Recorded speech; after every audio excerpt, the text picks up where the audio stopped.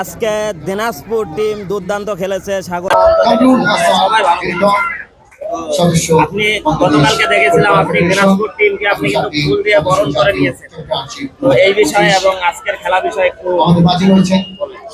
Sabujbagh TV channel আপনাকে অসংখ্য ধন্যবাদ। আমি অত্যন্ত অধীর আগ্রহে ছিলাম যে দিনাজপুর জেলা দল ভালো খেলতেছে, সেই সুবাদে যখন বেস্ট 16-এ আসছিল আমি আশা করছিলাম যে দিনাজপুর জেলা দল ঢাকায় খেলতে আসবে, বাট আনফর্চুনেটলি সেটা হয়নি। বাফুফে কর্তৃক সিদ্ধান্ত হয়েছে যে তারা জেলা পর্যায়ে খেলবে। তো জেলা পর্যায়ে যখন আমরা রংপুর প্লাস পরবর্তীতে বগুড়া জেলা দলকে পরাজিত করছি, তখন আমি খুবই আনন্দিত হয়েছি যে দিনাজপুর জেলা দল ঢাকায় আসবে। ব্যক্তিগত কারণে যেহেতু আমি ঢাকায় থাকি, ঢাকা থেকে দিনাজপুর দলকে আমি সাপোর্ট দিতে পারবো এটা জেনে আমাকে খুব আনন্দিত লাগতেছিল এবং আমি আনন্দ ফিল করতেছিলাম। সেই সুবাদে আমি আগামীকালকে ছুটে যাই দিনাজপুর জেলা দলকে অভিনন্দন জানানোর জন্য। তাদেরকে আমি ঢাকায় স্বাগত জানাইছি। সেই সুবাদে আজকে কমলাপুর স্টেডিয়ামে বসে আমি খেলা দেখছি দিনাজপুর জেলা দল। প্রথমার্ধে 5 মিনিটে খেলা শুরুতে যে দিনাজপুর দল 1 গোলে পিছিয়ে যায়, সেই সুবাদে দিনাজপুর জেলা দল পরপর 3টি গোল করে আমাদেরকে একটা সুন্দর জয় এনে দিয়েছে। সেই জন্য আমি দিনাজপুর জেলা দলকে অভিনন্দন জানাই।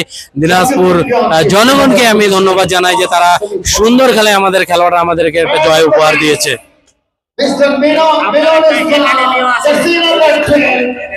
আমার একটা একাডেমি আছে। আপনি খুব সুন্দর প্রশ্ন করেছেন। আমি যেহেতু খেলা পাগল মানুষ, সেই সুবাদে আমি চেষ্টা করছি যে আমার এলাকা থেকে যেন ভালো ভালো খেলোয়াড়রা জাতীয় পর্যায়ে খেলতে পারে, সেই সুবাদে আমি একাডেমি ক্রিয়েট করেছি এবং সেখানে সুযোগ দেওয়া হচ্ছে। সেখানে আমার দলীয় কোচ এবং অফিসিয়াল বৃন্দ আছে, তারা খুব সুন্দর পরিবেশে তাদেরকে প্রশিক্ষণ দিয়ে মানে জাতীয় পর্যায়ে আনার চেষ্টা করছে। সেই সুবাদে আজকে যে দিনাজপুর জেলা দল জয়লাভ করেছে, তাদের এই অনুপ্রেরণামূলক খেলাধুলাগুলো আমাদের একাডেমির ছেলেমেয়েদের কাজে লাগবে। আপনারা সবাই আমার একাডেমির জন্য দোয়া করবেন, আমার একাডেমি যেন সামনে এগিয়ে যায়, এই আশাবাদ ব্যক্ত রাখবেন।